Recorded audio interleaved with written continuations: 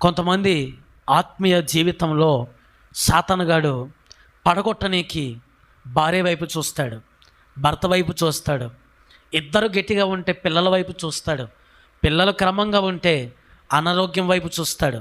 అనారోగ్యంలో నిల్చున్నామనుకో బంధువుల వైపు చూస్తాడు, బంధువులు, గ్రామస్తులు, కుటుంబీకుల వైపు. వాడు వెయ్యని తంతు అంటూ ఉండదు. అన్నిట్లో నిలబడ్డామనుకో, అన్నిట్లో జయించమనుకో, ఇంకొకటి ఉంది ట్రిక్, మ్యాన్ప్లేటింగ్ అనమాట. ఇరికిచ్చేస్తాడు మనల్ని.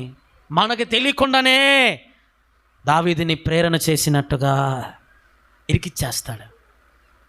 ఇది కాదు అని నిలబడ్డామనుకో, అసలైంది ఒకటి ఉంది, వెలుగుదూత వేషం.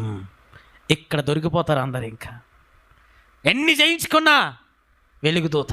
అందుకే కొంతమంది భాషలు మాట్లాడుతుంటారు, ఇంటికి వెళ్ళి బూతులు మాట్లాడుతుంటాడు. అది వెలుగుదూత తల్లే, దేవుని ఆత్మ అయితే కాదు. ఇక్కడ దొరికిపోతారు క్రైస్తవ సమాజం అంతా. ఇక్కడికి వచ్చి లబోదిబోని కొట్టుకుంటారు, ఇంటికి వెళ్ళి మోసాలు అన్నీ. ఇది దేవుని ఆత్మ కాదమ్మా, ఇదో సాతానుగాడి ఆత్మ. ఇది మ్యానిపులేటింగ్.